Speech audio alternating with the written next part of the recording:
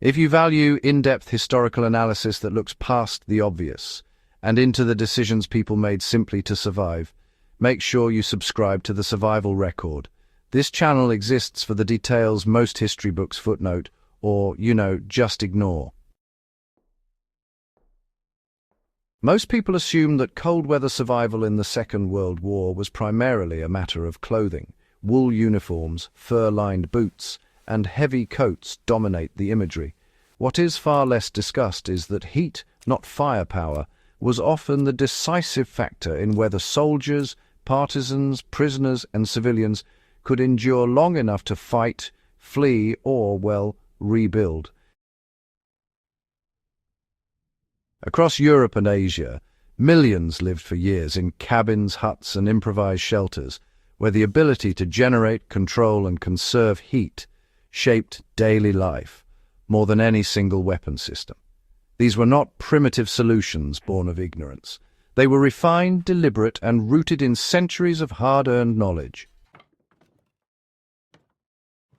Modern builders often rediscover these ideas by accident, unaware they were once a matter of life and death.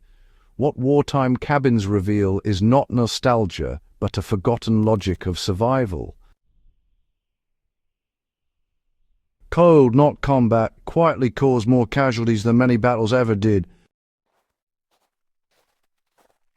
On the Eastern Front, frostbite, hypothermia, and respiratory illness removed soldiers from combat faster than enemy fire during several winters.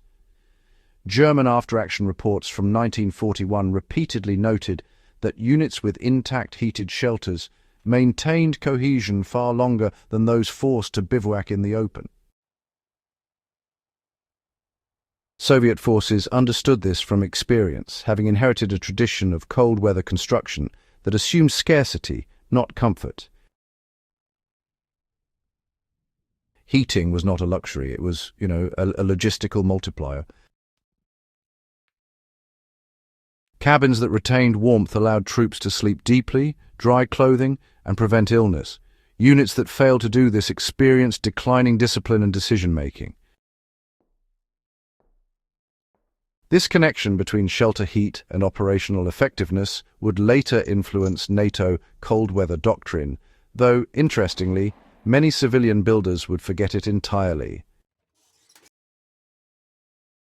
So wood stoves were engineered to heat both bodies and structures at the same time.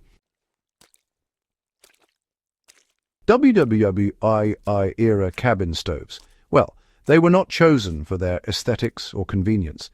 Instead, they were designed to radiate heat slowly and evenly, often making use of thick cast iron or masonry to store warmth long after the fire had burned down. In Finnish and Soviet cabins, stoves were actually positioned centrally, not against exterior walls, minimizing heat loss and helping to stabilize interior temperatures overnight. Modern homes rely heavily on forced air systems that, shut off entirely between cycles. Wartime cabins, on the other hand, aimed for thermal inertia. Once warm, they stayed warm. This reduced fuel consumption and, honestly, limited the need to tend fires constantly, a critical advantage when fuel was scarce or even dangerous to collect. Chimneys were built to conserve heat, not simply remove smoke. During the war, straight vertical chimneys were, more often than not, avoided in many cabins. Instead, flue paths were, deliberately extended, sometimes routed through masonry walls or even under sleeping platforms before finally exiting the structure.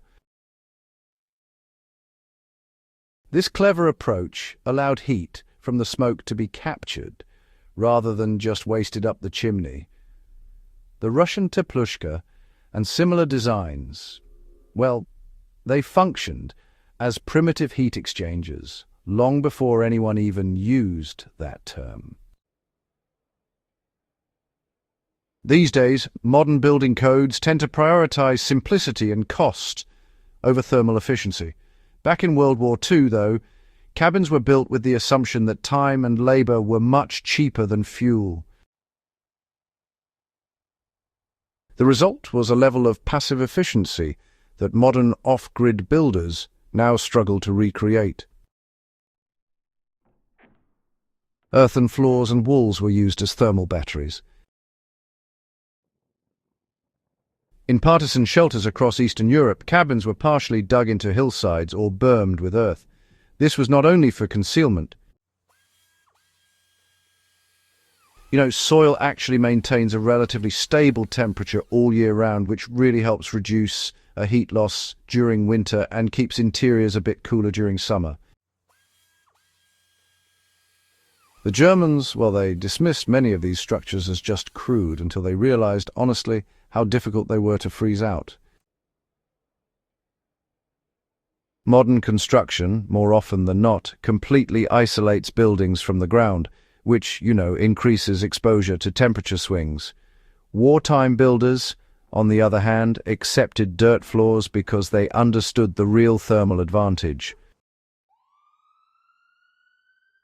Comfort was, really secondary to survival. Windows were treated as liabilities, not amenities. Glass was scarce, fragile, and honestly, pretty dangerous in wartime. Cabins used minimal window openings, often sealed with shutters, oiled cloth, or layered coverings at night. Light discipline and heat retention were, really intertwined concerns. Every single square inch of glass was essentially a leak. Today's emphasis on natural light often works, directly against thermal efficiency. White cabins prioritized darkness and warmth, understanding that visibility could be restored when conditions allowed, but heat, once lost, was quite difficult to regain. Sleeping platforms were raised to escape that cold air pooling near the floor. Cold air settles. Wartime cabins acknowledged this physical reality by elevating sleeping areas well above ground level, sometimes directly above stove flues. In Soviet and Scandinavian shelters, heated platforms doubled as workspaces and recovery zones. Modern designs often ignore vertical temperature gradients, relying on uniform heating systems instead. In off-grid or emergency conditions, elevation remains one of the simplest and most effective ways to stay warm without burning additional fuel. Fuel efficiency really mattered more than fuel availability.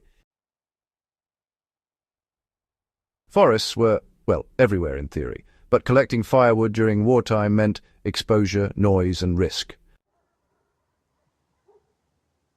Cabins were built to stretch every log as far as possible. Small fireboxes, dampers, and carefully controlled airflow reduced consumption dramatically. This mindset contrasts sharply with modern assumptions that fuel will always be delivered on demand. WWII heating design assumed interruption, scarcity, and danger. Efficiency was not environmentalism, it was survival. Shared heat was considered safer than private comfort. Multiple families, squads, or work crews often shared a single heated space. This reduced fuel use and, increased survivability. In occupied territories, shared cabins also meant fewer smoke plumes and, less detectable activity. Modern housing trends emphasize individual rooms and isolated comfort zones. Wartime cabins understood that shared heat created resilience, not inconvenience. Maintenance knowledge was as important as construction skill. Cabin occupants were expected to understand their heating systems intimately. Chimney cleaning, draft control, and stove repair were, routine tasks. Failures could mean fire, suffocation, or, freezing. Modern systems often discourage user interaction entirely. WWII cabins assumed competence and responsibility. When systems failed, occupants adapted instead of waiting for specialists who might never arrive. Temporary solutions often, surprisingly, outperformed permanent buildings. Log cabins, sod huts, and improvised shelters sometimes, believe it or not, retained heat better than stone or brick structures damaged by war. Temporary materials, allowed rapid adaptation to terrain and climate. In those moments, permanence really mattered less than performance. After the war, post-war rebuilding favored durability and appearance over adaptability. The wartime lesson that flexible structures can actually outperform rigid ones under stress was, for the most part, largely forgotten. These heating practices quietly shaped post-war survival doctrine, even if builders ignored them. Military cold weather training after the Second World War incorporated many of these principles, emphasizing shelter design, heat retention, and fuel efficiency. Civilian architecture, however, moved in the opposite direction toward energy abundance and centralized infrastructure. It's only recently that architects and survivalists have started to rediscover what those wartime cabins already knew all along. Heat is not something you just add later. It's actually something you design for right from the beginning. Understanding how people survived winter during the Second World War isn't really about romanticizing hardship. It's about recognizing that resilience comes from systems designed for failure, scarcity, and, human limits. These cabins, they weren't comfortable, but they did the job. They kept people alive at times when, honestly, modern assumptions would have failed them. If you value this kind of grounded, detail-driven history, go ahead and subscribe to the Survival Record, and share this video with others who care about understanding the past as it actually was, not as we wish it had been.